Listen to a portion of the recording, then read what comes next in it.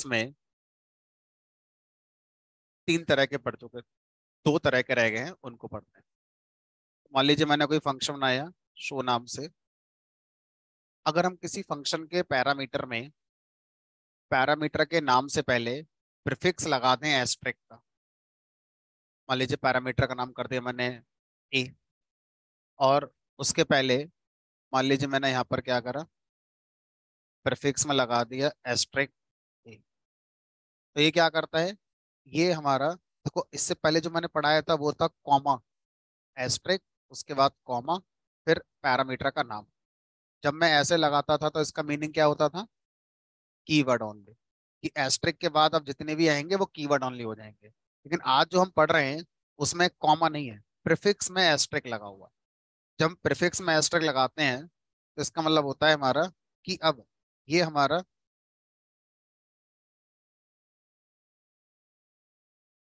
Variable length 0 to n argument receive कर सकता है। कौन से वाले, पोजिशनल वाले। ठीक है, तो variable length 0 to n positional हमारा ये आर्गुमेंट रिसीव कर सकता है एज टपल। ठीक है, अब इसका मीनिंग क्या है बता दो। अब अगर मैं इस शो फंक्शन को कॉल करता हूं, मान लीजिए विद 2 आर्गुमेंट्स, तो ये दोनों आर्गुमेंट पहले एक टपल में रखे जाएंगे, 10, 20, और ये जो टपल है वो इस पैरामीटर को मिलेगी। ठीक, अब अगर नेक्स्ट टाइम शो फंक्शन को कॉल करते समय मैं इसमें 4 आर्गुमेंट्स पास करता हूँ, तो इस बार इस फंक्शन कॉल के लिए फिर एक टपल बनेगी, उसमें ये चारों आर्गुमेंट्स को रख दिए जाएंगे, और ये टपल फिर हमारा इसको रिसीव होगी। तो इस तरह से for each function call this parameter receives A tuple. अब उस टपल में उतनी वैल्यू होंगी जो कॉल करने वाले ने आर्गुमेंट पास करे हुए हैं। अच्छा सर, मान लीजिए किसी ने कॉल करते समय यहाँ पर कोई आर्गुमेंट ही पास नहीं करा, तो कोई बात नहीं। तो यहाँ पर मैंने क्या लिखा हुआ है कि जब ये फंक्शन कॉल होगा तो क्या बनेगी, एक टपल। उस टपल में उतनी वैल्यूज आएंगी जितने आर्गुमेंट हैं। तो कितने आर्गुमेंट हैं, 0। टपल में कितनी वैल्यू होंगी, 0, यानी एम्प्टी टपल बनेगी। और ये एम्प्टी टपल जाके इस ए नाम के पैरामीटर को मिल जाएगी। हाँ, तो हर बार जब फंक्शन कॉल किया जाएगा ये पैरामीटर एक टपल को रिसीव करेगा। ठीक है, तो इस तरह से हम क्या कर सकते हैं, इस वो बोलते हैं variable length positional. Variable length मतलब इसकी लेंथ कितनी है, इस वाले कॉल के लिए 2 हो गई, इस वाली कॉल के लिए 4 हो गई, इस वाली कॉल के लिए 0 हो गई। इन जनरल इसकी लेंथ क्या हो गई, 0 to n। तो 0 to n आर्गुमेंट के लिए ये पैरामीटर हमने बनाया हुआ। जब हम किसी फंक्शन को इस तरह से बनाना चाहते हैं कि हमें खुद नहीं पता कि उसमें कॉल करने वाला कितने आर्गुमेंट दे सकता है, वहां पर ये हमारे लिए बेस्ट चॉइस होती है। जैसे फॉर एग्जांपल हम एक फंक्शन बनाना चाहते हैं जो कुछ नंबर को ऐड करके प्रिंट करेगा, कुछ नंबर को प्रिंट करेगा ऐड करके। कुछ नंबर्स कितने होंगे, हमने कहा अगर हम 2 कह दें तो हम 2 पैरामीटर बनाएंगे। और कॉल करने वाला क्या करेगा, कॉल करने वाला इस फंक्शन में 2 आर्गुमेंट पास कर देगा, और आप यहाँ अपना लॉजिक लिख दो इन दोनों को प्लस करने का। अच्छा, अगर कॉल करने वाले ने 3 वैल्यू पास कर दी कि भाई इन तीनों का सम करके दे दो हमारे लिए, तो अब ये फंक्शन तो फेल हो जाएगा, क्योंकि इसमें तो 2 ही पैरामीटर है। एरर आ जाएगी, देखो वहां तक तो चल गया, एप्पल वाला वो चल गया, लेकिन यहाँ पर देखो 30 आ गया, 10, 20, और यहाँ पर एरर आ गई। कह रहा है 2 ही तो है, ऐड 2 ही आर्गुमेंट रिसीव करता है, 3 क्यों दे दिया आपने। अब मुझे क्या करना होगा, यहाँ 3 बनाना होगा। अब जब 3 बनाओगे तो ये 2 वाला चिल्लाएगा, ये 2 ही दे दिए, एक और दो, क्योंकि ये तो 3 वाला है। कह रहा है एक रह गया आपका, एक मिसिंग है। अब मुझे बताओ फिर मैं बनाऊं कैसे इस काम को। अब ये मत कह देना मुझसे सर 2 ऐड फंक्शन बना लो, एक 2 का बना लो, एक 3 का बना लो, क्योंकि ऐसा आप कर चुके हो लास्ट क्लास में।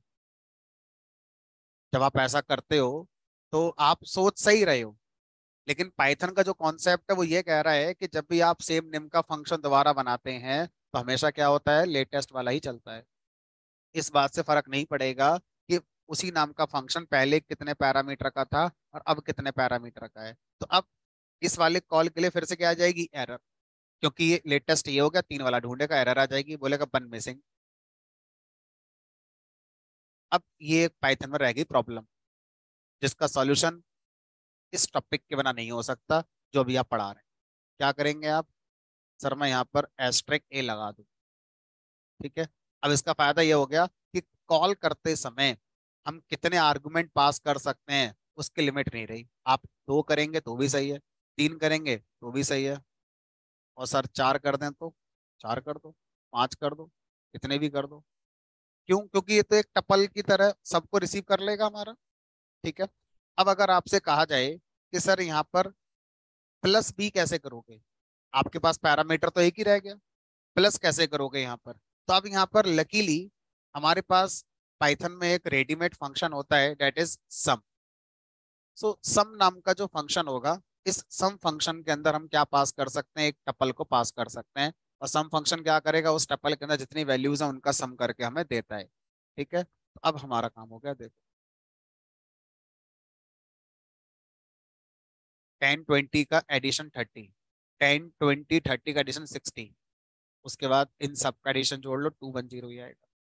अगर हम कोई ऐसा काम करना चाहते थे जो सम वाला नहीं है, कोई और है, तो टपल के अंदर से एक एक वैल्यू अगर मैं निकालना चाहूँ तो इंडेक्स पे जाकर निकाल सकता हूँ, मैं लूप लगा के भी निकाल सकता हूँ। तो मेरे पास तरीके हैं टपल के साथ काम करने के। जरूरी नहीं है कि हर बार मेरी रिक्वायरमेंट में सम से मेरा काम हो जाएगा, तो मैं यहाँ पर एक लूप लगा सकता हूँ ऐसे करके, फॉर एक्स इन ए। ये लूप उतनी बार चलेगा जितने इस टपल के अंदर क्या आए होंगे, हमारे एलिमेंट आए होंगे। कोई लॉजिक लगा लो अपना जो लगाना चाहते हो आप, ठीक है। तो इस तरह से हम क्या कर सकते हैं, वेरिएबल लेंथ पैरामीटर के साथ जा सकते हैं, ठीक है। अब यहाँ पर हमें ये बताया गया कि वेरिएबल लेंथ पैरामीटर जब आप यूज करते हैं तो इसके साथ में क्या हम कोई और पास कर सकते हैं, क्या कहना चाहते हैं। हमने कहा लाइक दिस,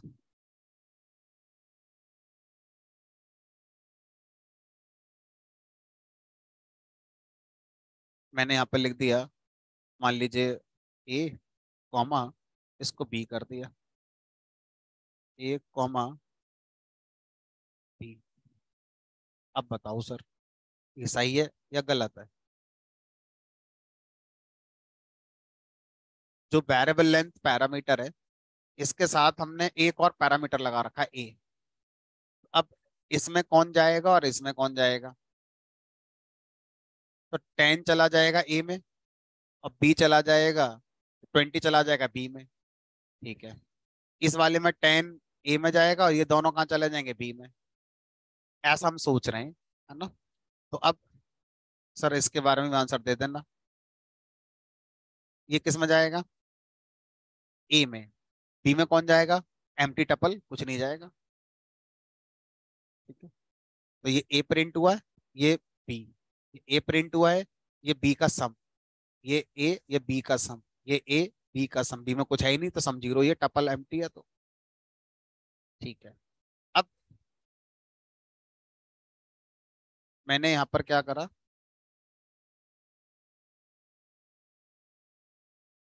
ये ऐसे कर दिया। तो सर अब बताओ, एक ही बात है, नहीं है एक ही बात।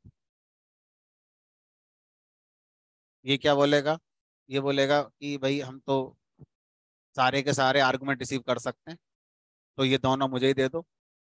ऐसा तो नहीं है कि पहले लास्ट पकड़ेंगे कि 20 दे देते हैं बी में, 30 चला जाएगा बी में, और ये 60 चला गया इसमें, और 10 चला गया इसमें, और देखते हैं हो सकता है ऐसे ही हो जाए।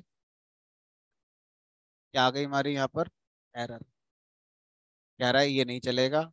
अगर आपको ये करना है तो उसके लिए आपको हुआ क्या, ये दोनों के दोनों इसके पास चले गए, बी के पास कुछ गया ही नहीं।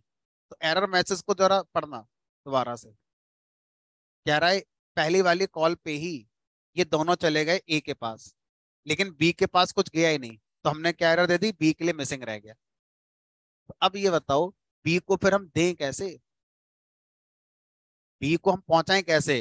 तो हमने एक तरीका लास्ट क्लास में पढ़ा था, किसी भी पैरामीटर को आप पोजीशन के अलावा कीवर्ड आर्गुमेंट से वैल्यू दे सकते हो। अब मैं यहाँ पर ऐसे कह सकता हूँ कि भाई बी को मिलेगा 20, तो अब ये बी को ही मिलेगा, अब इस पर ए का कोई हक नहीं रहा, है ना। अब ये वैल्यू कहाँ जाएगी, बी के पास जाएगी, अब जो बच गया वो इसके पास जाएगी। ठीक है, तो इस तरह से यहाँ पर लिख दिया मैंने बी। अच्छा ये बताओ, ये बात सही है गलत है, बी को पहुंच गया 30, बाकी सब जो बच गया चला जाओ ए में, क्यों, क्या गलत है इसमें। हाँ, तो एक रूल कौन सा ब्रेक कर दिया आपने, कि अगर पोजीशन और कीवर्ड एक साथ यूज करोगे तो पहले पोजीशन आएंगे सारे, उसके बाद कौन सा आएगा, कीवर्ड, और कीवर्ड के बाद कीवर्ड ही आएगा, फिर पोजीशन नहीं आ सकते। तो यानी कि आपकी सोच तो सही थी कि बी में पहुंच गया 30 और बाकी चले गए हमारा ए में, लेकिन एक रूल आप ब्रेक कर गए कि पोजीशन के बाद अगर कीवर्ड आ गया तो फिर सारे कीवर्ड ही आते हैं, फिर पोजीशन वाले हमारे नहीं आते। तो ये आपको हटाना ही पड़ेगा, आपको फिर यहाँ पर ऐसा करना पड़ेगा। तो इसके लिए क्या करें, बताना ही पड़ेगा। ए में कौन जाएगा, जीरो, कुछ नहीं जाएगा, एम्प्टी एम्प्टी चली जाती है टपल। ठीक है सर, यहाँ तक बचा ले गए आप। अब अगर आपसे मैं कहूँ,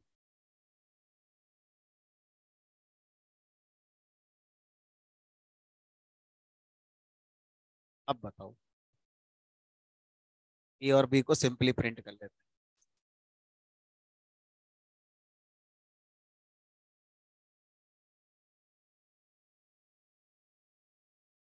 क्या आप सही है,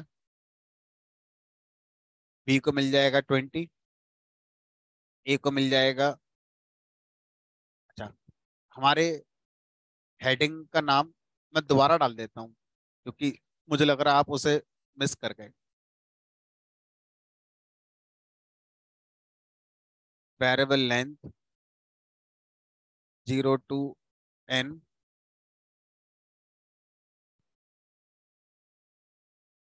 पोजिशनल, आगे लिखने की जरूरत ही नहीं है, ध्यान से देखो। यानी कि ये 0 to n positional argument receive करेगा। आप इस तरह से दे रहे हो इसे, ये तो आपने पहले ही गलत कर दिया, क्योंकि सिंगल एस्ट्रिक प्रीफिक्स हमेशा पोजिशनल अप्रोच से ही आर्गुमेंट रिसीव कर सकता है। ठीक है, तो अगर हम यहाँ पर देखें तो ये क्या आ जाएगी, हमारी एरर आ जाएगी वैसे ही। देखो सर, उसके अलावा क्या हम ऐसा कर सकते थे, चलो ठीक है सर, मैंने इसको हटा दिया, अब तो सही है। अब इस लड़ाई को कैसे निपटाओगे कि ए में कौन कौन जाएगा और बी में कौन कौन जाएगा। फिर तो ये क्या बोलेगा, ए सब मुझे दे दो, बी क्या बोलेगा, नहीं सारा मुझे दे दो, क्योंकि ए भी तैयार है 0 to n रिसीव करने के लिए, और बी भी तैयार है 0 to n रिसीव करने के लिए। अब अगर आप बोलोगे सर चलो ऐसा कर देते हैं, इन्हें हटाओ, इस वाले पर्टिकुलर कोड को फोकस करो, तो इनका बंटवारा कर दो पहले, ऐसा कर दें आधे आप ले जाओ आधे से दे दो, ऐसा थोड़ी ना चलेगा। चलो देखते हैं क्या होता है। एरर आ गई, एस्ट्रिक आर्गुमेंट में अपीयर ओनली वंस, यानी कि जो वेरिएबल लेंथ वाला आप बना रहे हो parameter 0 to n argument receive करने के लिए, वो एक फंक्शन डेफिनेशन में एक ही बार यूज हो सकता है, बस एक से ज्यादा बार आप यूज उसे नहीं कर सकते। तो ये क्या आगे हमारे यहाँ पर, ये हमारा नहीं चलेगा। ठीक है, अब वेरिएबल लेंथ पोजिशनल के बाद अगला नंबर आता है हमारा, सब कुछ वही, सिर्फ एक छोटा सा चेंज करेंगे, variable length 0 to n keyword arguments. तो अब हम ऐसा पैरामीटर बनाना चाहते हैं जो 0 to n keyword argument receive कर सकते हैं, 0 to n कितने भी करा लो। ठीक है, तो एक फंक्शन बना देते हैं डेफ शो,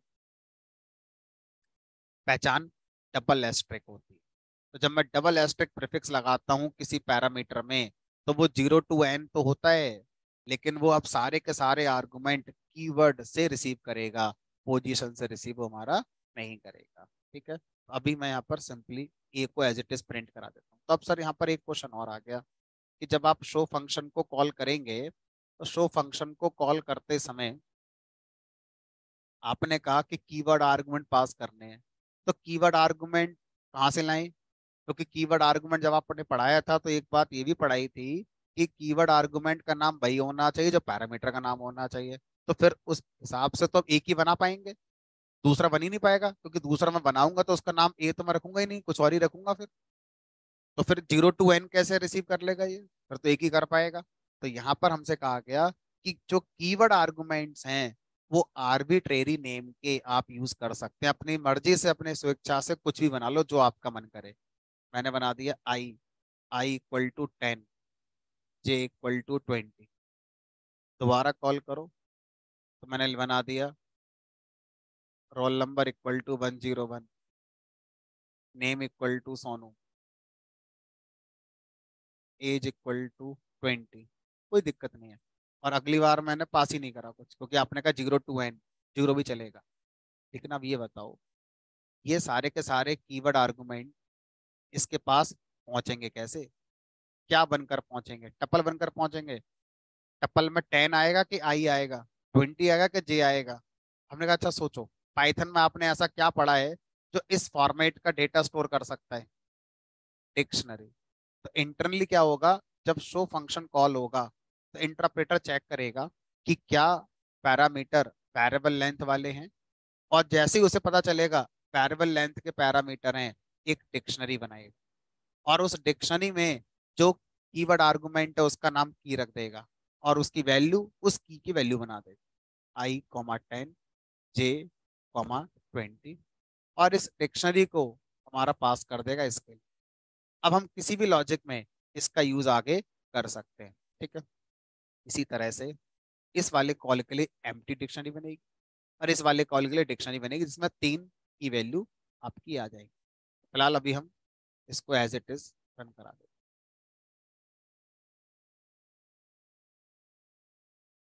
हैं एज डिक्शनरी। अब अगर आपसे कहा जाए कि इसके कुछ प्रोजेक्ट बेस्ड यूज केसेस बताइए इसी वेरिएबल लेंथ के, तो पहला केस क्या हो सकता है? आपको आगे जाके जिन लोगों का कोर्स डेटा एनालिटिक्स या डेटा साइंस एआई होगा, उनको मैं एक्सेल फाइल पे काम करना सिखाऊंगा पाइथन के साथ, कि एक्सेल फाइल को पाइथन के प्रोग्राम में कैसे रीड करते हैं। तो मान के चलते हैं अभी के लिए कोई एक फंक्शन है जिसका नाम है read_excel, एक डमी कोड मान के चलते हैं। इस एक्सेल फंक्शन में आपको क्या पास करना होता है? फाइल का पाथ। फाइल कहाँ है? तो आप कैसे पास करोगे? आप लिखोगे यहाँ पर path = फाइल का पाथ। उसके बाद क्या होता है, एक्सेल फाइल के अंदर कई सारी शीट्स होती हैं, शीट 1, शीट 2, शीट 3, शीट 4। कौन सी शीट पढ़ना चाहते हो, आप यहाँ पास करोगे शीट। उसके बाद मान लीजिए एक्सेल की शीट में 10 लाख रोज हैं। अब 10 लाख रोज आप नहीं पढ़ना चाहते, आप बस शुरू की 100 रोज पढ़ना चाहते हैं, तो आप लिखोगे यहाँ पर n rows = 100।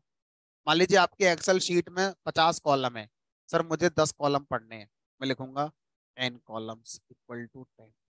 आप ध्यान से देखो, जाने अनजाने में आपको तो पता ही नहीं चल रहा कि आपने क्या पढ़ लिया, लेकिन आपने एक टॉपिक पढ़ लिया। क्या? ये क्या है? ये आपके डबल एस्ट्रिक वाले जो पैरामीटर होते हैं उन्हीं को रिप्रेजेंट कर रहा है। तो जब हम एक्सेल फाइल पढ़ेंगे, तो एक्सेल फाइल पढ़ने का जो फंक्शन है, जो पाइथन के अंदर पहले बना कर दे दिया गया है, उसका जो पैरामीटर है वो डबल एस्ट्रिक के साथ बनाया गया है। इसीलिए जब हम उसे कॉल करेंगे तो उसमें हम कीवर्ड आर्गुमेंट के अकॉर्डिंग अपनी वैल्यूज को पास यहाँ पर करते हैं। इसी तरह से एक और एग्जांपल, जब आप डेटाबेस कनेक्टिविटी पढ़ेंगे तो वहां पर एक फंक्शन मिलेगा आपको कनेक्ट, और कनेक्ट फंक्शन के अंदर आपको बताना होगा कि आपका डेटाबेस किस सर्वर पे चल रहा है, उसका आईपी एड्रेस बताओ। आपने लिख दिया आईपी एड्रेस, कि 192.168.1.43 पे चल रहा है। फिर बताओ उसका पोर्ट नंबर, कि पोर्ट नंबर क्या है, मान लो कुछ भी लिख दिया आपने। फिर बताओ यूजर नेम क्या है ना? फिर बताओ पासवर्ड क्या है।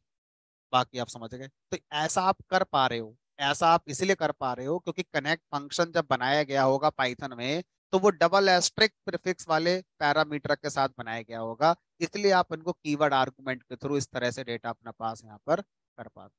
तो रियल लाइफ में आप आगे जाके जितने प्रोजेक्ट बनाएंगे पाइथन पर, आप पाएंगे कि ज्यादा बार आप कीवर्ड आर्गुमेंट पे काम करते हैं। वो कीवर्ड आर्गुमेंट आप कितने भी इस तरह से अकॉर्डिंग टू कॉन्फ़िगरेशन दे सकते हैं। अच्छा, इन बातों को अगर मैं कंक्लूड करूं, इन दोनों को मिलाकर सिंगल सेंटेंस में, तो इन दोनों में एक चीज समझ में आ रही है कि मैं कुछ कॉन्फ़िगरेशन पास कर रहा हूँ। तो जब भी कहीं पाइथन में किसी फंक्शन में हम कॉन्फ़िगरेशन पास करते हैं, तो हमेशा हम क्या यूज करते हैं, कीवर्ड आर्गुमेंट का यूज यहाँ पर करते हैं। ठीक है। चलो, तो इस तरह के कुछ केसेस आपको मिल जाएंगे जहां पर हम वेरिएबल लेंथ कीवर्ड आर्गुमेंट का यूज कर रहे हो। ठीक है। चलो, तो ये चैप्टर हमारा फंक्शन का यहाँ पर खत्म हो जाता है, पैरामीटर आर्गुमेंट वाला। अब फंक्शन के अंदर नेक्स्ट चैप्टर शुरू होता है। नेक्स्ट चैप्टर क्या है, इसको समझने की कोशिश कर। मैं एक छोटा सा कोड लिखूंगा, आपको उसका आंसर गैस करना है क्या आएगा। अगर आपने गैस कर लिया तो फिर नेक्स्ट चैप्टर की जरूरत ही नहीं है। अगर नहीं कर पाए तो फिर जरूरत पड़ेगी। तो मैंने क्या करा, मल्टीप्लाई नाम से एक फंक्शन बनाया। ए कॉमा बी सिंपल पैरामीटर लिए, पोजीशन वाले कीवर्ड वाले कोई सा दे दो। सी बनाया, इन दोनों की मल्टीप्लाई करके मैंने यहाँ रख दी। ठीक है। उसके बाद फिर मैंने क्या करा, मल्टीप्लाई फंक्शन को कॉल करा, 3,4 यहाँ पास कर दिया। उसके बाद फिर मैंने प्रिंट कर दिया सी। मेरा क्वेश्चन ये है, लाइन नंबर 5 पर सी का रिजल्ट क्या प्रिंट होगा।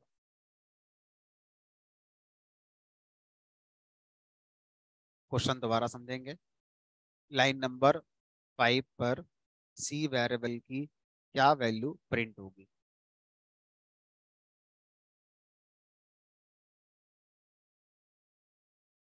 12 नहीं आ रहा मन में, 12 का आंसर नहीं आया आपके, आया तो था ही, आया था कि 12 ही तो हो सकता है सर।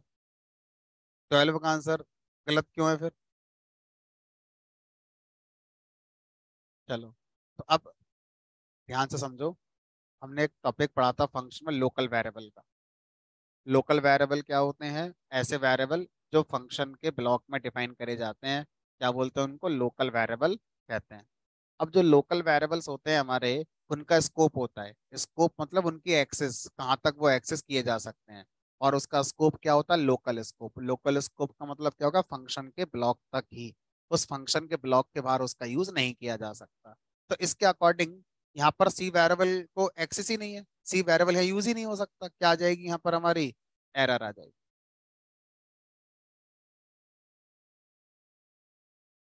अब इस प्रॉब्लम का सॉल्यूशन एक कहानी से दिया गया। कहानी में एक आप हो और एक कोई शॉपकीपर है, कोई दुकानदार है। ठीक है। आप दुकानदार के पास जाते हो कोई आइटम परचेज करने के लिए। मान लीजिए वो आइटम 100 रुपए का है, तो आप 100 रुपए उसे दे देते हो। ठीक है। और उससे आइटम लेकर आ जाते हो। मान लीजिए वो आइटम 80 रुपए का होता। अगर वो आइटम 80 रुपए का होता और आपने दुकानदार को 100 रुपए दिए होते, तो अगला फेस क्या होता, 20 रुपए क्या करने होते इसे, वापस। वापस को इंग्लिश में क्या बोल सकते हैं, रिटर्न कह सकते हैं। कहाँ कह सकते हैं। अच्छा, ये जो 20 रुपये वापस करेगा, आप ही को करेगा या किसी को भी कर दे। तो इसको तो 20 रुपये देने ही है, किसी को बुला के दे देगा, आ जाओ 20 रुपये ले जाओ। मैं कहा ऐसे क्यों दे देगा, जिसने 100 रुपये दिए थे उसी को तो देगा। अच्छा, इस कहानी का इस प्रोग्राम से मतलब है, मैं कहा सीधा कनेक्शन। अब यहाँ पर क्या होता है, जब कोई ये फंक्शन, इस फंक्शन को मान लो ये दुकानदार है, और ये जो कॉलिंग वाला स्टेटमेंट है ये वो कस्टमर है। कस्टमर ने 100 रुपए दे दिए, जो आर्गुमेंट है इट इज लाइक कि आपने उसे 100 रुपए दे दिए। अब यहाँ पर जब कुछ प्रोसेसिंग करेगी, पता चला 80 रुपए की है। अब कितने बच गए हमारे, 20 बच गए। अब ये जो दुकानदार है वो 20 रुपये वापस नहीं करेगा, किसको करेगा, उसी को जिसने क्या करा था, इस दुकानदार से कांटेक्ट किया था, यानी कि हमारी भाषा में जिसने जिस स्टेटमेंट ने मल्टीप्लाई फंक्शन को कॉल किया था, उसी स्टेटमेंट को क्या होगा, रिटर्न होगा। कब? जब आप फंक्शन के अंदर क्या यूज करेंगे, रिटर्न कीवर्ड। तो एक पाइथन में रिटर्न कीवर्ड होता है। रिटर्न कीवर्ड का काम यही है कि अगर किसी फंक्शन के अंदर से कोई लोकल डेटा बनाए हैं और उस लोकल डेटा को आप वापस करना चाहते हो उस स्टेटमेंट के लिए जहां से फंक्शन कॉल किया गया था। इस लाइन को थोड़ा ध्यान से सुनेंगे, बड़ी लाइन हो गई। रिटर्न स्टेटमेंट से हम कोई भी लोकल डेटा जो फंक्शन के अंदर अवेलेबल है उसको वापस कर सकते हैं। तो अभी मुझे जरूरत है सी वेरिएबल में जो भी रखा है उसको वापस करने की, हमने रिटर्न के आगे लिख दिया सी। अब ये स्टेटमेंट पूरे प्रोग्राम को सी की वैल्यू रिटर्न नहीं करता। ये तो वो बात हो गई, दुकानदार किसी को बुलाकर 20 रुपए वापस कर रहा है, ऐसा नहीं करेगा, उसी को करेगा वापस। उसी को मतलब जिस स्टेटमेंट ने मल्टीप्लाई फंक्शन को कॉल किया था उसी स्टेटमेंट को सी वेरिएबल की वैल्यू वापस मिलेगी। जिम्मेदारी क्या है इसकी? इसकी जिम्मेदारी ये है कि लेफ्ट हैंड साइड में उस वैल्यू को संभाल कर एक वेरिएबल में रख लेना। अब उसका नाम वो सी रखे या कुछ और रखे, हम कंफ्यूजन ना हो, कुछ और रख लिए आर। तो ये जो आर वेरिएबल है, इस आर वेरिएबल में क्या है, जो वैल्यू यहाँ से रिटर्न हुई है वो वैल्यू यहाँ जाके स्टोर हमारी हो जाएगी। ठीक है। अब आगे का प्रोग्राम सी का यूज आर के थ्रू करेगा। आपको तो सी में जो वैल्यू पड़ी थी उससे मतलब था, सी में इंटरेस्ट नहीं था आपका, सी में जो डेटा पड़ा है उसमें इंटरेस्ट था आपका। वही डेटा कॉपी कर दिया गया किसके अंदर, आर के अंदर। तो अब वही चीज आगे के प्रोग्राम में कहाँ यूज करेंगे, आर के नाम से यूज करेंगे। अच्छा मान लीजिए अगर यहाँ पर हम इसको स्टोर ना करें और इसको ऐसे ही सी नाम से यूज करें तो सर नहीं चलेगा, सी को एक्सेस नहीं है। तो सर ये गलती इसलिए है कि हमने वैल्यू जो रिटर्न होकर आई रिसीव नहीं करी, हमने कहा नहीं, गलती इसलिए है कि सी को यूज क्यों कर लिया। अभी कोई गलती, हमने कहा नहीं।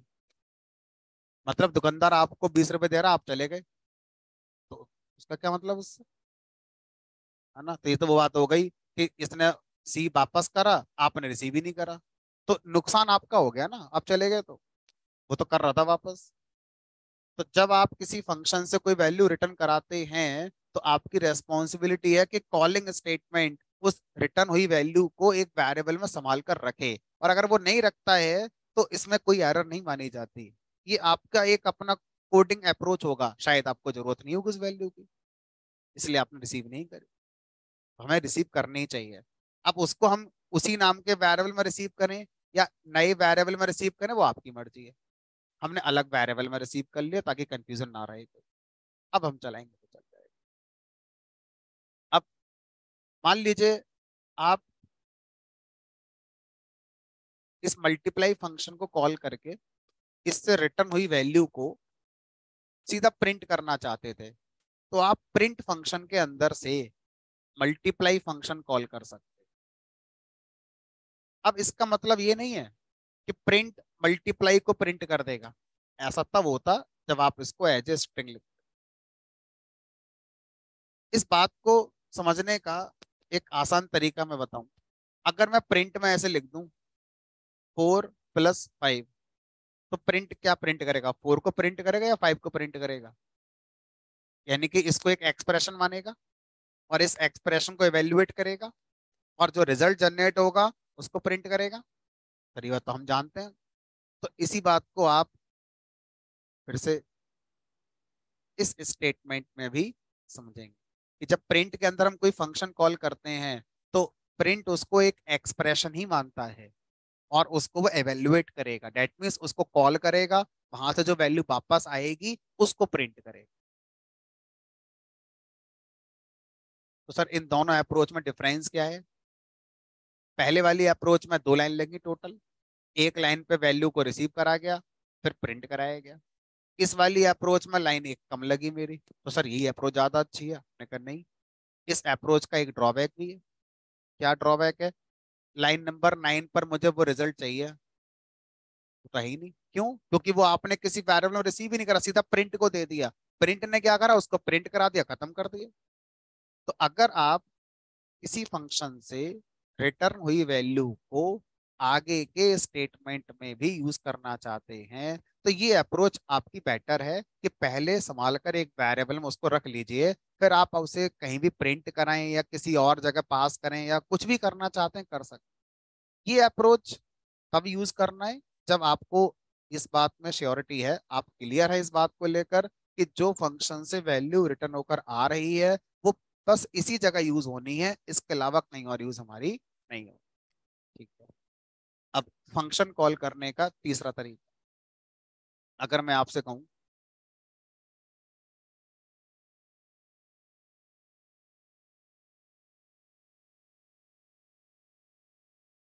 आप बताओ एक्स में कौन स्टोर होगा, पहले वाले मल्टीप्लाई फंक्शन से जो वैल्यू रिटर्न होकर आएगी वो स्टोर होगी, या दूसरे वाले से जो रिटर्न होकर आएगी वो स्टोर होगी? दोनों से जो रिटर्न होकर आएगी वो स्टोर होगी। देख लो, सोच लो।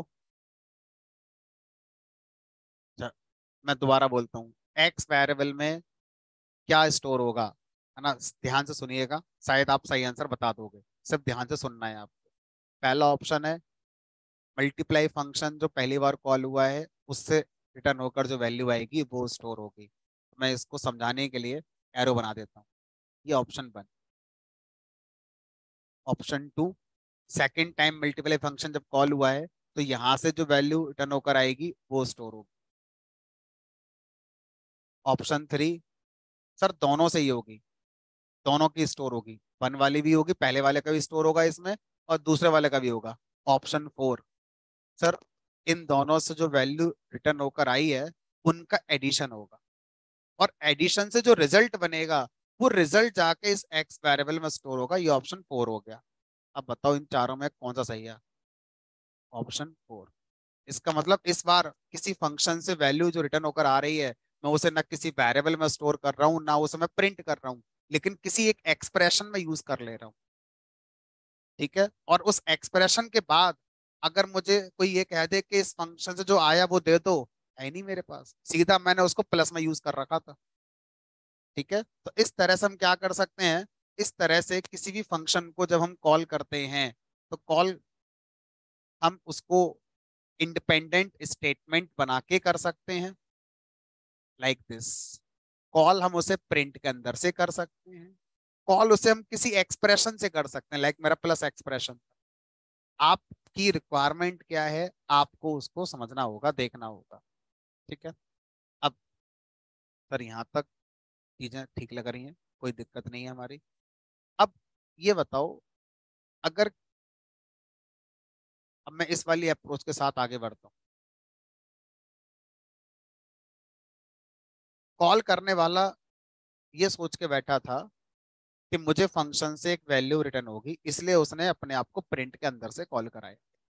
लेकिन जिसने फंक्शन बनाया उसने वैल्यू रिटर्न करना भूल गया, रिटर्न लिखा, उसके आगे उसका कोई कॉल आ गया होगा या मैसेज आ गया हो व्हाट्सएप पे, उसमें बिजी हो गया, भूल गया वो, और फंक्शन खत्म हो गया।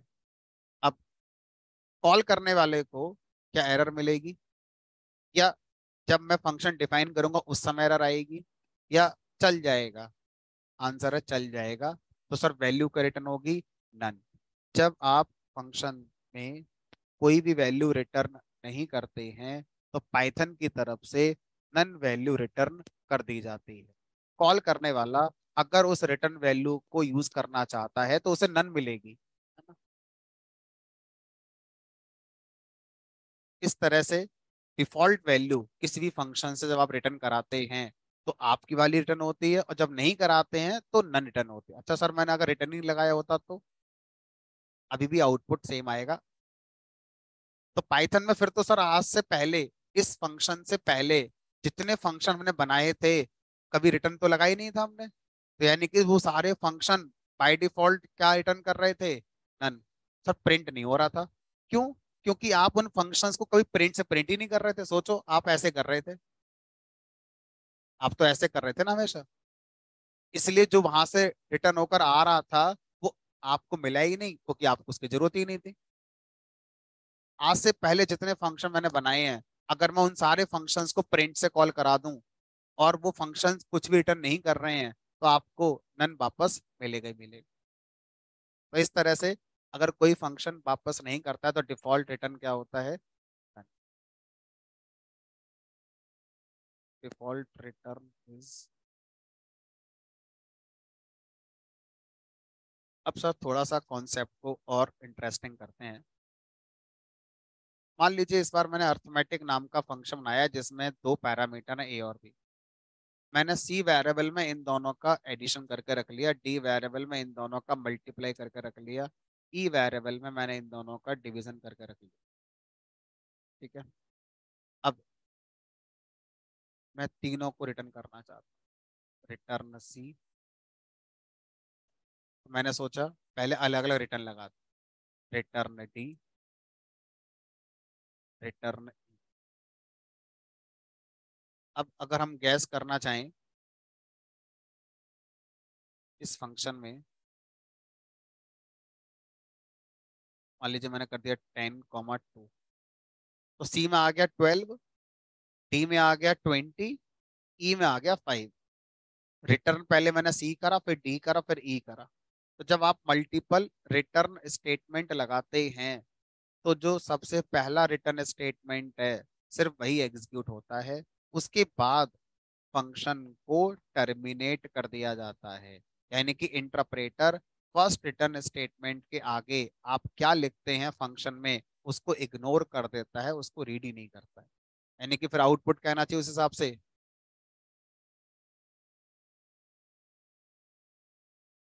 नन कहाँ से आ गया, नन इस वाले का आउटपुट आ रहा है।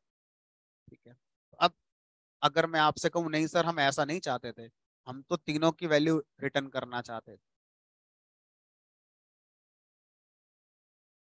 तो हमसे कहा गया रिटर्न एक ही लगाएंगे, लेकिन एक ही रिटर्न में हम कॉमा लगाकर इन वैल्यूज को रिटर्न। तो जब आप किसी भी फंक्शन से मल्टीपल वैल्यूज रिटर्न करते हैं तो आपके पास कॉमा लगाकर उन वैल्यूज को रिटर्न करने का एक ऑप्शन है। और इंटरनली ये वैल्यूज एक टपल में रखने के बाद रिटर्न होती है। हाँ, तो अब आपने टपल नहीं बनाई, बना देते तो अच्छी बात है, नहीं बनाओगे तो बाय डिफॉल्ट ये टपल बन जाएगी और यहाँ पर जो रिजल्ट मिलेगा वो टपल में तीनों का रिजल्ट आपको। अब आपका मन करता है नहीं सर हम तो टपल नहीं बनाना चाहते थे, हम तो बनाना चाहते थे लिस्ट, तो आपको फिर लिस्ट खुद बनानी पड़ेगी, अपने आप थोड़ी बन जाएगी। ऐसे कर, अब रिटर्न जो होगा वो ठीक है। आप कहो कि नहीं सर मैं तो डिक्शनरी बना कर रिटर्न करूंगा, तो डिक्शनरी बना कर रिटर्न कर लो। कैसे कर लो डिक्शनरी बना कर रिटर्न, हमने कहा देखो डिक्शनरी में की कहाँ से लाओगे, अपने आप कोई भी मान लो, एडिशन नाम से की बना दी जिसकी वैल्यू क्या है जो सी में रखी है। ठीक है। ऐसी एक की बना दी मान लीजिए मैंने मल्टीप्लाई नाम से, और इसकी वैल्यू जो डी में रखी हुई है। इसी तरह से मैंने यहाँ बना दी डिवाइड नाम से, और इसकी वैल्यू रख दी मैंने मान लीजिए ये। ये ज्यादा सही है। डिपेंडिंग ऑन रिक्वायरमेंट आप टपल वापस करोगे, लिस्ट करोगे, डिक्शनरी करोगे, आप पे डिपेंड करेगा कि आप क्या वापस करते हैं। ठीक है। तो इस तरह से हम क्या कर सकते हैं, इस तरह से हम एक फंक्शन से वैल्यू को रिटर्न करा सकते हैं। ठीक। अब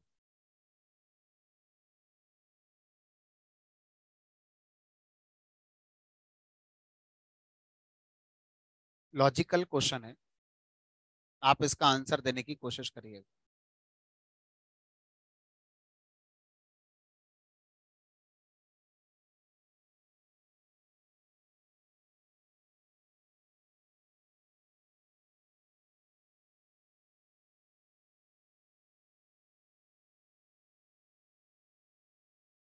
अगर मैं आपसे कहूं कि एक्स वेरिएबल में क्या रिटर्न होकर आएगा,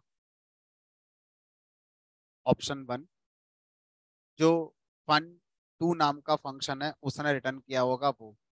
ऑप्शन टू, जो फन वन फंक्शन ने रिटर्न किया होगा वो।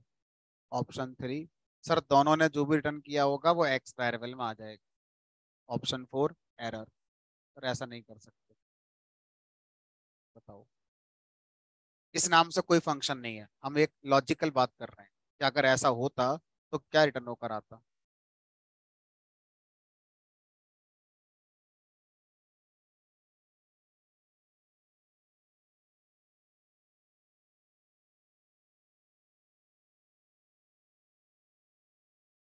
एरर आएगी। हम ये मान के चल रहे हैं कि फन वन फन टू नाम के फंक्शन है हमारे पास, हम ये मान के चल रहे हैं कि ये फंक्शन है हमारे प्रोग्राम में डिफाइन। फन वन ने जो वैल्यू रिटर्न करी होगी वो एक्स में आएगी। अच्छा कोई हमसे ये पूछ ले फन टू ने जो वैल्यू रिटर्न करी वो कहाँ गई, वो एज आर्गुमेंट किसके पास चली गई, फन वन के पास चली गई। हमारे पास एक्स में जो आएगा वो फन वन से जो रिटर्न होकर आएगा वो, that means fun two function ने जो भी रिटर्न किया होगा, अगर मैं इसको बना दूं अब, हैव फन वन, और मैं सब रिटर्न नहीं करता हूँ, कुछ नहीं कर रहा, रिटर्न कर दिया मान लीजिए 10, हैव फन टू, रिटर्न कर दिया 20। अब बताओ, अभी इसमें मैंने एक गलती करी हुई है, पहचानो गलती क्या है। इस कोड को मैं चलाऊंगा तो एरर आएगी। कॉन्सेप्चुअली आपका आंसर सही है कि फन वन से जो रिटर्न होगा वो आकर स्टोर होगा एक्स में 10 आकर स्टोर होगा, अगर इसमें कोई गलती नहीं निकली तो। लेकिन अभी मैंने इसमें गलती छोड़ दी है, पहचानो कहाँ है गलती।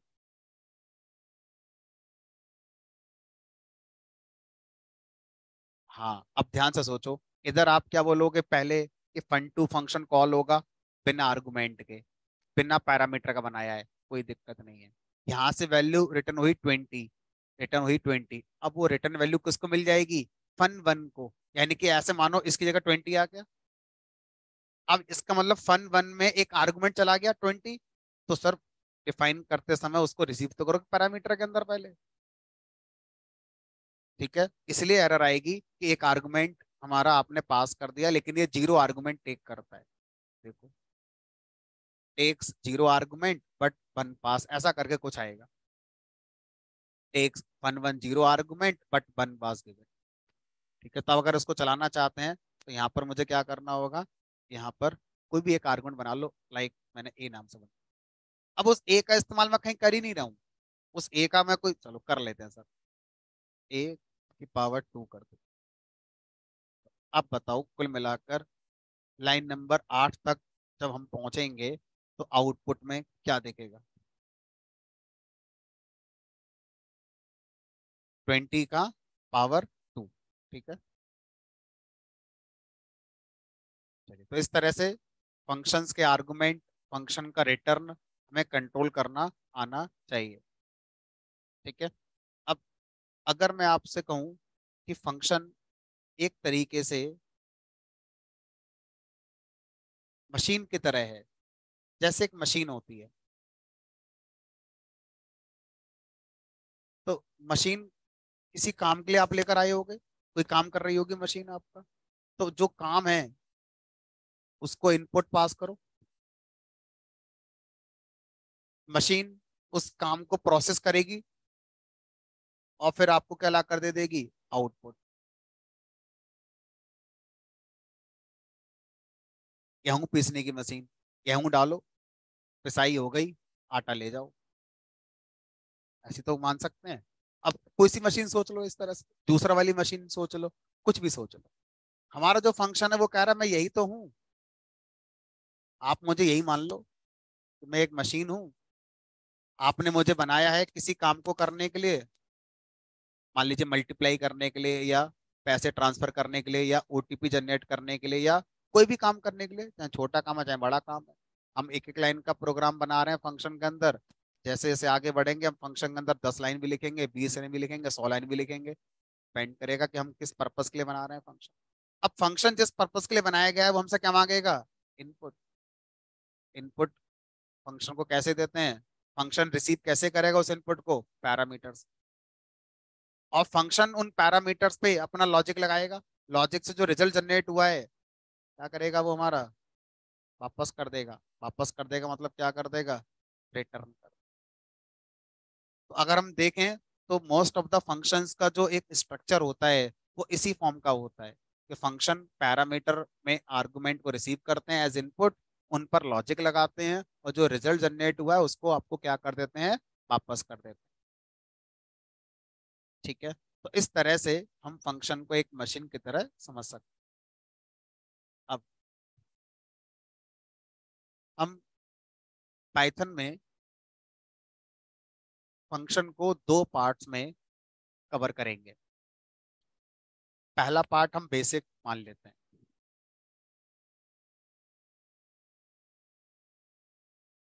Basic part of function. Basic part of function में मैंने आपको सिखाया function definition, function calling, function parameters and arguments और रिटर्न स्टेटमेंट की कहानी। अब इसी के अंदर आपका अपने आप आ गया लोकल वेरिएबल, है ना। तो मेन मेन जो पोर्शन था फंक्शन का वो ये था, है ना। ज्यादा टाइम हमें यहाँ देना पड़ेगा क्योंकि पैरामीटर अलग अलग तरह के हो गए, आर्गुमेंट अलग तरह के हो गए, है ना। रिटर्न स्टेटमेंट सिंपल एक ही होता है, कुछ है नहीं इसमें फैन बट ज्यादा। ये हो गया बेसिक पार्ट जो हमारा खत्म हो चुका है। अब फंक्शन का दूसरा पार्ट है, बोलते हैं एडवांस्ड फंक्शन। ठीक है, एडवांस्ड फंक्शन में आपको क्या पढ़ाया जाता है, lambda function, map and filter function.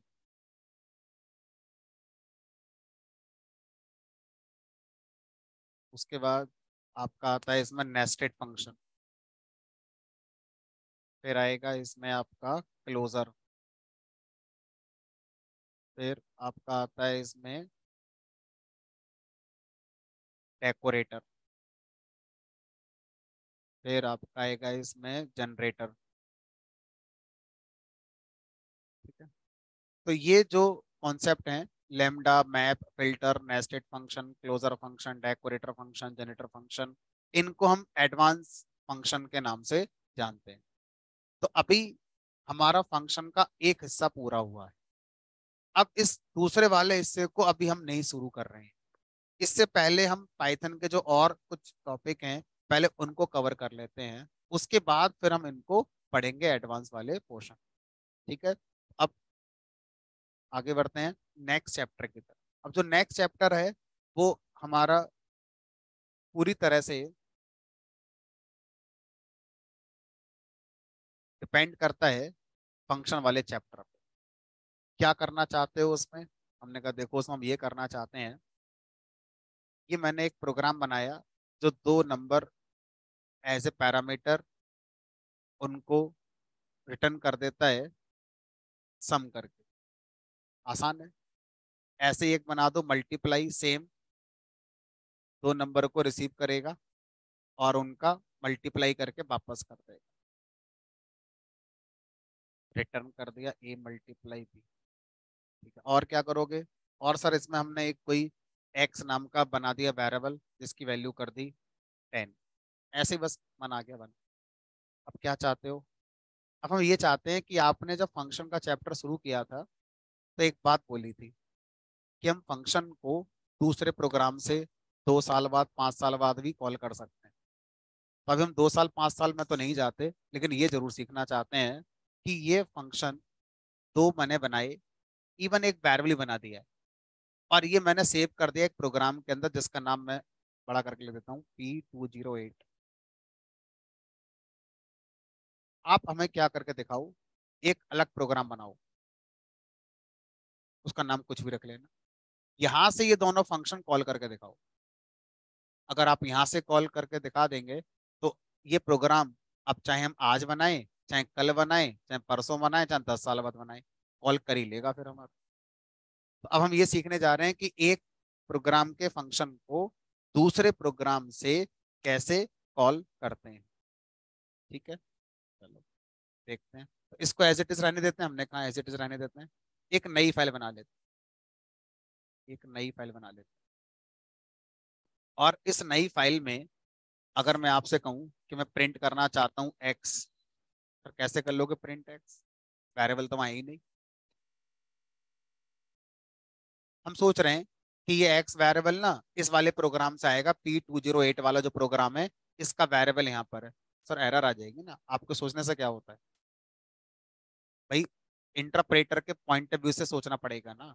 Interpreter ये कह रहा है कि इस एक्स वेरिएबल को मैं सेम प्रोग्राम में ढूंढ रहा हूँ, सेम प्रोग्राम में मिल नहीं रहा है, तो मैंने एरर दे दी। ठीक है, इसी तरह से अगर मैं इंटरप्रेटर से कहूँ कि मैं ऐड फंक्शन कॉल कर रहा हूँ, इंटरप्रेटर कहेगा ठीक है मैं रन कराता हूँ, एरर कह रहा है add is not defined, same error आई है जो एक्स में आई थी, एक्स इज नॉट डिफाइंड। इसका मतलब ये हुआ कि हमारा जो इंटरप्रेटर है वो हम अपने प्रोग्राम में जो भी फंक्शन कॉल करते हैं या जो भी वेरिएबल यूज करते हैं उनको दो जगह ढूंढता है, सेम प्रोग्राम में। अगर सेम प्रोग्राम में नहीं मिला तो कहाँ ढूंढेगा, जाके लाइब्रेरी। और अगर वहां भी नहीं मिला तो यही एरर आएगी जो अभी आ रही है कि this thing is not defined. तो अभी इंटरप्रेटर जब इस कोड को चला रहा है तो उसने ऐड फंक्शन को सेम प्रोग्राम में सर्च करा, नहीं मिला। लाइब्रेरी में जाकर देखा, वहां भी नहीं मिला। प्रिंट फंक्शन को भी चला रहा है, प्रिंट फंक्शन इस प्रोग्राम में नहीं है, लाइब्रेरी में मिल गया। इसलिए एरर ये नहीं है कि प्रिंट नॉट डिफाइंड, प्रिंट तो डिफाइन मिल गया, कहाँ मिल गया होगा, वो लाइब्रेरी में मिल गया होगा। लेकिन ऐड ना तो इस प्रोग्राम में है ना लाइब्रेरी में। तो बाय डिफॉल्ट इंटरप्रेटर का नेचर क्या है वो हम पहले समझ रहे हैं। इंटरप्रेटर का नेचर ये है कि वो कोई भी चीज जो हमारे प्रोग्राम में देखता है उसको ढूंढेगा सेम प्रोग्राम में और लाइब्रेरी में। अगर इन दोनों में से कहीं नहीं मिली तो एरर आएगी, जो कि आ भी रही है। अब हम इंटरप्रेटर को इन्फॉर्म करना चाहते हैं कि इंटरप्रेटर, ये जो वेरिएबल एक्स है या जो ऐड फंक्शन आपने कॉल किया है या जो मल्टीप्लाई फंक्शन हम अब आगे कॉल कर रहे हैं, ये वास्तव में इस प्रोग्राम में नहीं है, लाइब्रेरी में नहीं है, एक दूसरा प्रोग्राम है जिसका नाम है P208, इसके अंदर डिफाइन करे गए हैं। तो इंटरप्रेटर कहेगा ठीक है, फिर एक काम करो, इस प्रोग्राम के अंदर एक कीवर्ड यूज करो जिसका नाम रखेंगे इम्पोर्ट। इंपोर्ट कीवर्ड क्या करता है, किसी भी प्रोग्राम को दूसरे प्रोग्राम से कनेक्ट करने के लिए यूज होता है। हम किसी एक प्रोग्राम में दूसरे प्रोग्राम का डेटा यूज करना चाहते हैं, उसके फंक्शन यूज करना चाहते हैं, उसके वेरिएबल यूज करना चाहते हैं, तो अलाउड है। लेकिन उसका सिंटेक्स पहले आपको लिखना पड़ेगा, और उसका सिंटेक्स क्या है, इंपोर्ट कीवर्ड। इंपोर्ट कीवर्ड के आगे उस प्रोग्राम का नाम लिखेंगे जिस प्रोग्राम को आप यहाँ पर यूज करना चाहते हैं। क्या नाम था उस प्रोग्राम का जिसमें ये दोनों तीनों चीजें बनाई गई हैं, P208। डॉट पीवाई नहीं लगाना है, सिर्फ नाम लिखना है। क्यों नहीं लगाना अभी सिखाऊंगा आपके लिए क्यों नहीं लगाना है, सिर्फ आपको प्रोग्राम का नाम लिखना है। ठीक है, ये हो गई पहली बात। अब दूसरी बात, ये वाला जो प्रोग्राम है, ये प्रोग्राम P208 मेरे लैपटॉप में कहाँ रखा होना चाहिए उसका भी रूल है। ऐसा नहीं हो कि ये वाला जो प्रोग्राम है ये कहीं भी रख दिया पूरे लैपटॉप में और इंटरप्रेटर ढूंढ के चला देगा, नहीं। इंटरप्रेटर कह रहा है तीन जगह ढूंढूंगा, या तो इस प्रोग्राम को उठा के पेस्ट मार दो लाइब्रेरी के अंदर, दूसरा सेम फोल्डर में जहां पर ये P209 वाला प्रोग्राम चल रहा है, जो इसे इंपोर्ट कर रहा है वो प्रोग्राम और जो इंपोर्ट हो रहा है, दोनों प्रोग्राम सेम फोल्डर में होने चाहिए। और अगर ये कोई तीसरा पाथ है तो आपको इंटरप्रेटर को एक्स्ट्रा इंफॉर्मेशन देनी पड़ेगी कि इंटरप्रेटर, ये वाला जो प्रोग्राम है P208 ये यहाँ नहीं मिलेगा, ये मेरे डी ड्राइव के अंदर ABC फोल्डर के अंदर मिलेगा, वहां जाकर ढूंढ लेना। तो हम इंटरप्रेटर को बता सकते हैं कि कहाँ ढूंढना है आपको जाकर। अभी हम जो एक रास्ता था कि सेम फोल्डर में रखा होना चाहिए उसके साथ आगे बढ़ रहे हैं। बाकी दोनों भी करके मैं आपको दिखाऊंगा कि कैसे हम अपने प्रोग्राम को लाइब्रेरी का पार्ट बना सकते हैं या किसी अदर लोकेशन पर रखकर इंटरप्रेटर को इन्फॉर्म कर सकते हैं। अभी चलाएं, ने कहा अभी दो बातें समझ में आ गई। पहला इंपोर्ट करना, दूसरा इस प्रोग्राम की लोकेशन क्या होगी, दोनों सही है, कंपैटिबल। तीसरी बात, अब जब भी इस मॉड्यूल के, मैंने एक शब्द बोला, क्या नाम दिया मैंने अभी यहाँ पर, मॉड्यूल। सर ये कहाँ से आ गया, हमने कहा देखो, जब हम किसी पाइथन प्रोग्राम को बनाते हैं तो उस पाइथन प्रोग्राम के दो नाम रख देते हैं। एक नाम होता है स्क्रिप्ट और एक नाम होता है मॉड्यूल। स्क्रिप्ट पाइथन का वो प्रोग्राम है जो अपने आप में डायरेक्ट रन किया जाता है, ठीक है, जिसको हम डायरेक्ट रन करते हैं,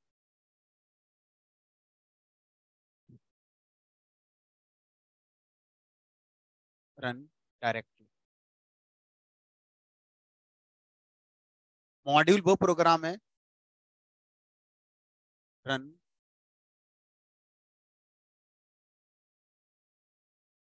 इनडायरेक्टली आफ्टर इंपोर्ट। इनडायरेक्टली का मतलब है डायरेक्ट इंटरप्रेटर इस प्रोग्राम को चलाने नहीं आया था। जो मॉड्यूल वाला प्रोग्राम है, इस प्रोग्राम को चलाने डायरेक्ट इंटरप्रेटर नहीं आया था।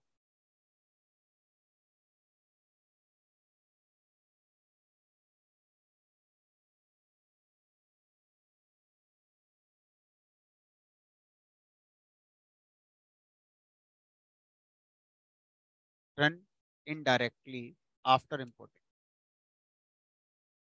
इंटरप्रेटर किसको चलाने आया था? इंटरप्रेटर चलाने आया था इस वाले प्रोग्राम के लिए, जिसका नाम है P209। हमने जब रन पे क्लिक करा तो हम किस प्रोग्राम को रन करने की रिक्वेस्ट कर रहे हैं इंटरप्रेटर से? P209 को। अब इंटरप्रेटर ने जब इस प्रोग्राम को रन करना शुरू करा तो उसे क्या मिल गया? एक और प्रोग्राम मिल गया। इसको भी तो देखना पड़ेगा, इसको मेमोरी में लोड करना पड़ेगा, इसका भी एग्जीक्यूशन करना पड़ेगा। तो इसका मतलब P208 वाला भी प्रोग्राम चला, लेकिन अब वो कैसा चलेगा? इनडायरेक्टली चल रहा है, डायरेक्ट नहीं चल रहा है वो, है ना, किसी प्रोग्राम के थ्रू वो चल रहा है। तो ऐसा प्रोग्राम जो इंपोर्ट हो जाता है, उस प्रोग्राम को क्या बोलते हैं? मॉड्यूल। तो अब ये प्रोग्राम अभी तक पाइथन प्रोग्राम था, जैसे ही इसको इंपोर्ट के आगे मैंने लिख दिया तो इस प्रोग्राम का नाम अब हमने क्या रख दिया? मॉड्यूल। ठीक है, तो मॉड्यूल कोई पूछता है क्या है? कुछ नहीं है, एक पाइथन का प्रोग्राम ही होता है। सिर्फ हम उसको डायरेक्ट रन न करके किसी दूसरे प्रोग्राम में इंपोर्ट करके रन करते हैं। तो ऐसे पाइथन प्रोग्राम को मॉड्यूल कहा जाता है। हमारा जो नेक्स्ट चैप्टर है उसका नाम यही है, मॉड्यूल। ठीक है, तो अगर आपसे पूछे मॉड्यूल क्या होता है, तो उसको लिख दे।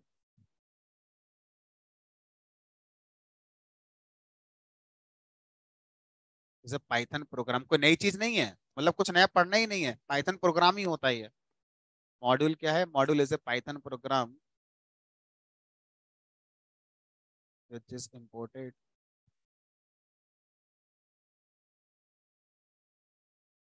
Other programs. ऐसा पाइथन प्रोग्राम जो अदर प्रोग्राम में इंपोर्ट होता है, उसको हम क्या बोलते हैं? मॉड्यूल। ठीक है, तो अब हम ये कह सकते हैं कि मैंने इस प्रोग्राम को इंपोर्ट कर लिया। इस सेंटेंस को मैं ऐसे बोल सकता हूँ कि मैंने इस मॉड्यूल को इंपोर्ट कर लिया। एक ही बात है, ठीक है। अब तीसरा बात ये थी कि जब किसी मॉड्यूल को आप इंपोर्ट कर लेते हैं, उसके अंदर के वेरिएबल, उसके अंदर के फंक्शन का यूज करने के लिए मॉड्यूल का नाम लगाते हैं पहले, फिर डॉट लगाते हैं, उसके बाद फिर उस मॉड्यूल के वेरिएबल या उस मॉड्यूल के फंक्शन को आप एक्सेस कर सकते हैं। सेम यहाँ पर भी यही करना होगा। P208 dot add P208 dot. इस तरह से अगर आपसे कहा जाए अब ये प्रोग्राम चलाएंगे तो चलेगा, हमने कहा सर एक काम करके दिखाना जरा। ये जो प्रोग्राम है P208, इस वाले प्रोग्राम को ना इस फोल्डर से कट कर दो। ये यहाँ से कट करके डेस्कटॉप पे रख दो। रख दिया। अब चला के दिखाना। एरर में क्या लिख कर आया? ये लिख कर नहीं आया, नो प्रोग्राम नेम्ड P20, जबकि पता है हमें प्रोग्राम ये खुद ही बनाया, हमने अपने हाथों से बनाया है ना, लेकिन एरर में मैसेज लिख कर आया नो मॉड्यूल नेम्ड P20। तो जो इंपोर्ट के आगे लिखा जाता है इंटरप्रेटर, उसको क्या बोलता है? मॉड्यूल कहता है। हमारे लिए वो प्रोग्राम ही। ठीक है, अब ये भी समझ में आ गया। एरर में मॉड्यूल शब्द लिखकर आएगा, प्रोग्राम शब्द लिखकर नहीं आएगा इंपोर्ट वाले। और ये भी समझ में आ गया कि हाँ सर, बाय डिफॉल्ट ये वाला मॉड्यूल उसी फोल्डर में होना चाहिए जिस फोल्डर में ये वाला प्रोग्राम है जो इसे इंपोर्ट कर रहा है। फिर आपने हमें ये बताया कि तीन जगह पर इसको हम ढूंढ सकते हैं, अभी एक जगह हुई है। चलते हैं सर दूसरी जगह। दूसरी जगह क्या है? आपने डेस्कटॉप पे रख दिया है। तो एक काम करो, इंटरप्रेटर को बता दो कि इंटरप्रेटर ये ना डेस्कटॉप पे रखा है, वहां से उठा लेना। तो ये इतना आसान नहीं है जितना आपने कह दिया है, क्योंकि ऐसा करने के लिए आपको पहले ये बताना पड़ेगा कि आपका ऑपरेटिंग सिस्टम कौन सा है। मैंने कहा विंडोज। अब जो मैं बताने जा रहा हूँ ये विंडोज पे चलेगा। जिनका लैपटॉप मैकबुक है या लिनक्स यूज कर रहे हैं, वहां पर ये नहीं चलेगा। ठीक है, तो इसलिए दूसरा तरीका हमें यूज नहीं करना चाहिए, कभी रिकमेंड नहीं करते हैं, लेकिन है विंडोज के लिए क्या है वो मैं बता रहा हूँ। लिनक्स और मैकबुक के लिए आप अपने लेवल पर खुद सर्च करेंगे, सेम लेवल पर, कि भाई जो चीज हमने विंडोज में ऐसे करी है वहां पर क्या होती हो। क्या करोगे, विंडोज के अंदर एक कॉन्सेप्ट होता है जिसका नाम है एनवायरमेंट वेरिएबल। एनवायरमेंट वेरिएबल क्या करेंगे, सर्च में जाकर टाइप करेंगे ENV, और जैसे ही आप ENV लिखेंगे आपको लिख कर आएगा edit your environment variable, click कर दो उस पर। ये आ गया एनवायरमेंट वेरिएबल। अब एनवायरमेंट वेरिएबल में इसको थोड़ा जूम करके अगर मैं बताऊं, तो कुछ वेरिएबल के नाम आ रहे हैं, one drive, path, TEMP, TMP। आपको एक नया पाथ बनाना है, और उस नया पाथ बनाने के लिए आप क्या करेंगे, न्यू पे क्लिक करेंगे। कर दिया। अब यहाँ पर वेरिएबल का नेम, सर वेरिएबल का नाम IJK XYZ, हमने कहा नहीं, प्री डिफाइन है कि यही रखना है, और उसका नाम क्या है, पाइथन पाथ। तो पाइथन पाथ नाम से आपको एक वेरिएबल डिफाइन करना पड़ेगा। उसके बाद उसके बाद ब्राउज डायरेक्टरी पे क्लिक करेंगे। डेस्कटॉप की डायरेक्टरी का जो पाथ होता है वो सेलेक्ट करेंगे। तो मैंने ब्राउज पे क्लिक करा, कहाँ है डेस्कटॉप मेरा, के अंदर देखो ये आ गया डेस्कटॉप। डेस्कटॉप तक का पाथ मैंने सेलेक्ट कर लिया। आप मैनुअली टाइप करना चाहो तो मैनुअली टाइप कर सकते हो। ठीक है, तो ये पाथ आ गया यहाँ पर। फिर जूम हटा दो। उसके बाद ओके कर दिया। ओके कर दिया। अब चलो, अब उस प्रोग्राम को रन कराने की कोशिश करो, जो अभी हम करा रहे थे तो नहीं चल रहा। तो यहाँ P208 नहीं है, 7 है, 9 है।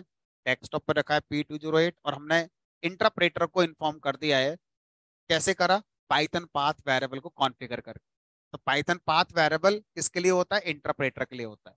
जब इंटरप्रेटर किसी प्रोग्राम को रन करता है, जैसे मैं अभी इंटरप्रेटर से कहूंगा रन करो इस प्रोग्राम को, तो वो तीन जगह ढूंढेगा, सेम प्रोग्राम में, लाइब्रेरी के किसी फोल्डर में, और जो मैंने अभी बताया पाथ, वहां भी जाकर ढूंढेगा। अगर कहीं भी ये वाला मॉड्यूल मिल गया, P208 वाला, तो लोड कर लाएगा।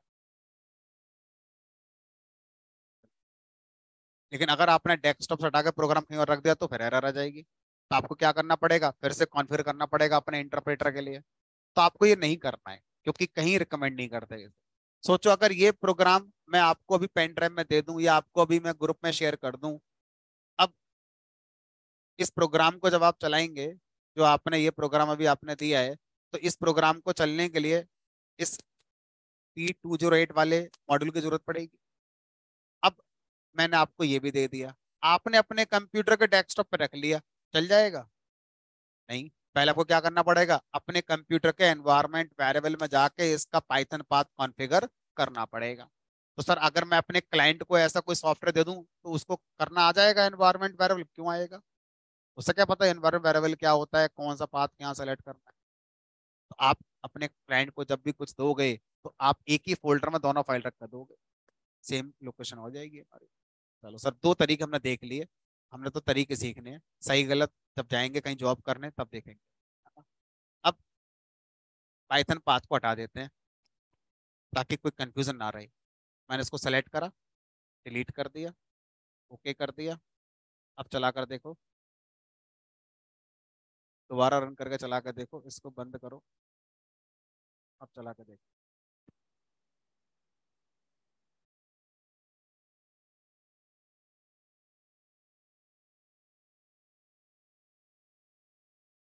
देखो चलना नहीं चाहिए, बाकी चल जाए तो कह नहीं सकते। ठीक है, तो आप दोबारा चलाएंगे प्रोग्राम तो हट गया पाथ, अब नहीं ढूंढ रहा है। अब सर तीसरा तरीका, दो तरीके आ गए, सेम फोल्डर में रख के समझ में आ गया, पाइथन पाथ कहीं भी रख दो पूरे कंप्यूटर में, पाइथन पाथ दे देना बस, वो भी चल जाएगा।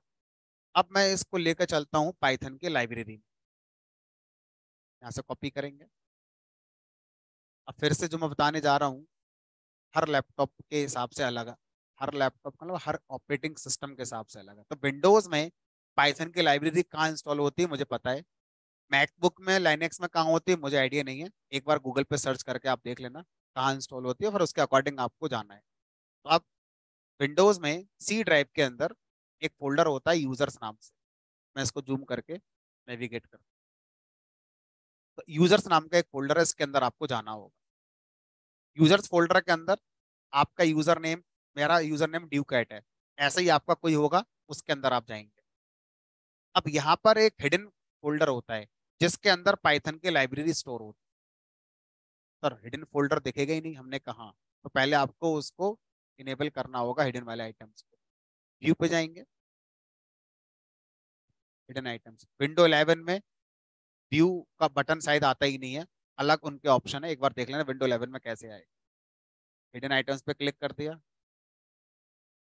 अब देखो यहाँ पर एक हिडन फोल्डर है ऐप डेटा, इस ऐप डेटा फोल्डर के अंदर पाइथन की लाइब्रेरी इंस्टॉल होती है। चलो, इसके अंदर लोकल नाम का मिलेगा, लोकल के अंदर प्रोग्राम्स नाम से फोल्डर होगा, प्रोग्राम्स, प्रोग्राम्स के अंदर पाइथन, इस फोल्डर में पाइथन से रिलेटेड सारी चीजें मिलती हैं। 3.11 वर्जन, LIB माने लाइब्रेरी, जितने पाइथन की लाइब्रेरी के प्रोग्राम्स होते हैं वो सब इस फोल्डर में स्टोर होते हैं। अगर मैंने राइट क्लिक करके इसको डिलीट कर दिया तो कोई प्रोग्राम नहीं चलेगा मेरे कंप्यूटर पे, क्योंकि सारी लाइब्रेरी डिलीट हो गई, भले ही पाइथन इंस्टॉल है। ठीक है, तो आपको ऐसा करना नहीं है, ये सब आप ना कर पाए इसीलिए हिडन फोल्डर में रखा गया है, ताकि आप देख ही ना पाए कि कहाँ रखा है पाइथन हमारे कंप्यूटर। ठीक है, तो मैंने इसको यहाँ से कॉपी करा, कॉपी करके लाइब्रेरी फोल्डर LIB इसमें जाके पेस्ट कर दिया, ये पेस्ट कर दिया। देखो पहले से बने बनाए प्रोग्राम कितने हैं, सब पाइथन प्रोग्राम ही तो है, सब मॉड्यूल है ये सब, इनको सब मॉड्यूल कहेंगे हम, पढ़ेंगे आगे जाकर रैंडम मॉड्यूल, इंपोर्ट करेंगे यूज करेंगे इसका। ठीक है, तो जितने भी दिख रहे हैं ना ये सब मॉड्यूल हैं, इन सबको आप इंपोर्ट कर करके अपने प्रोग्राम में यूज कर सकते हैं। सब क्या, सब पाइथन प्रोग्राम है, खोल के देख लो सब प्रोग्राम निकलेंगे। ठीक है, चलो अब रख दिया हमने, कहा आ जाओ अपने वाले में, आ जाओ अपने वाले में आ गए।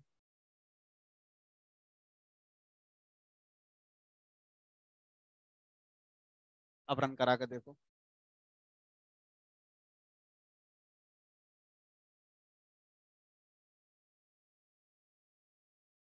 चल रहा है। तो कोई भी मॉड्यूल हम जब इंपोर्ट करते हैं, इंटरप्रेटर उसको तभी इंपोर्ट कर पाएगा जब वो इन तीन में से कहीं एक जगह मिला इंटरप्रेटर। पहला सेम फोल्डर में, दूसरा लाइब्रेरी में, तीसरा जो आपने पाथ बताया है वहां पे। ठीक है, तो अगर तीनों में कहीं नहीं मिला तो फिर आपका क्या होगा, वो इंपोर्ट नहीं होगा। ठीक है सर, एक बार ऑर्डर बता दो, ऑर्डर, मान लो कोई मॉड्यूल तीनों जगह मिल गया, तो लाइब्रेरी में मिल गया, मैंने सेम फोल्डर में बना दिया, पाथ पे बता दिया, सब जगह वही मिल गया। अब इंटरप्रेटर कंफ्यूज नहीं हो जाएगा कौन सा इंपोर्ट कर दूं अब इनके लिए। तो इसका आंसर, अगर मैं एक प्रोग्राम में सेम नेम के वेरिएबल, सेम नेम के फंक्शन बार बार बना रहा हूँ, तो कौन सा वाला यूज होगा, तो सबसे लेटेस्ट है। इंटरप्रेटर क्या कह रहा है, सबसे पहले मैं जाता हूँ लाइब्रेरी में, वहां पर मिल गया मुझे मॉड्यूल, फिर मैं जाता हूँ आपके बताए गए पाथ पर, अगर वहां भी सेम नेम का मिल गया तो मैं लाइब्रेरी वाले को छोड़ दूंगा। अब आपका कौन सा वाला मानूंगा, पाथ वाला मानूंगा। फिर लास्ट में आता हूँ सेम फोल्डर, अगर उसी नाम का मॉड्यूल मिल गया सेम फोल्डर के अंदर भी, अब मैं उन दोनों को भूल जाऊंगा और सेम वाले को इंपोर्ट कर दूंगा। इसका मतलब पता है क्या हुआ, अगर मान लीजिए पाइथन के अंदर एक प्री डिफाइंड मॉड्यूल है जिसका नाम है रैंडम, अभी हमने देखा, अगर मैं अपने वाले मॉड्यूल का नाम रैंडम रख दूं और सेम फोल्डर में उसको सेव कर दूं और फिर अपने किसी प्रोग्राम में लिख दूं इंपोर्ट रैंडम, तो वो कौन सा रैंडम इंपोर्ट हो जाएगा, मेरा वाला, ना कि लाइब्रेरी वाला। अक्सर स्टूडेंट ये गलती कर देते हैं, जाने अनजाने में, उन्हें नहीं पता कि उन्होंने जो एक मॉड्यूल बनाया है उस नाम से पहले से पाइथन में एक लाइब्रेरी मॉड्यूल आता हो। तो हमें ऐसे मॉड्यूल के नेम अवॉइड करने चाहिए।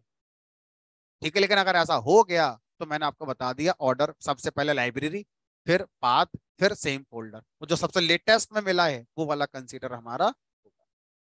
ठीक है, चलिए अब लाइब्रेरी से जो हमने करा वो सही कर देते हैं।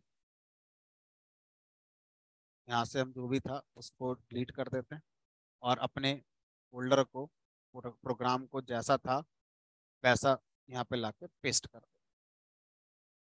ठीक है, चलिए अब मॉड्यूल इंपोर्ट करना हमारे लिए आ गया।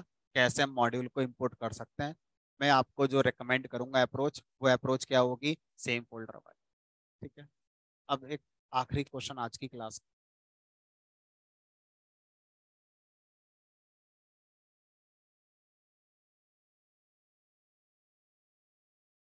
आखिरी क्वेश्चन ये है कि सर ये जो आप इंपोर्ट कराते हैं, ऐसा कोई रूल तो नहीं है कि शुरू में इंपोर्ट करना पड़ेगा? इसके पहले में अगर मैं कुछ लिख दूं, लूप वूप चला दूं, इसके पहले हाई हेलो लिख दूं या कोई और काम करना चाहूं तो नहीं कर सकता? कर सकते हैं। तो पाइथन में ऐसा कोई रूल नहीं है कि इंपोर्ट सबसे पहले ही होता है। आप इंपोर्ट जब मन आए आपका, या जब आपको रिक्वायर्ड है उस मॉड्यूल को, तब आप इंपोर्ट कर सकते हैं। लेकिन आपको ऐसा नहीं करना चाहिए। इमेजिन करिए सिचुएशन, ये प्रोग्राम बनाया मैंने, इस प्रोग्राम में जब जब जरूरत पड़ी इंपोर्ट कर रखा है। इमेजिन करिए एक लॉजिकल सिचुएशन है। ठीक है, तो मैंने बीच बीच में जब जब जरूरत पड़ी है मैंने इंपोर्ट कर रखा है। अब ये प्रोग्राम हो गया 1000 लाइन। इस प्रोग्राम को मैं अपने कंप्यूटर पर चला रहा हूँ, फर्स्ट क्लास चल रहा है। ये प्रोग्राम बनाकर मैंने आपको दे दिया।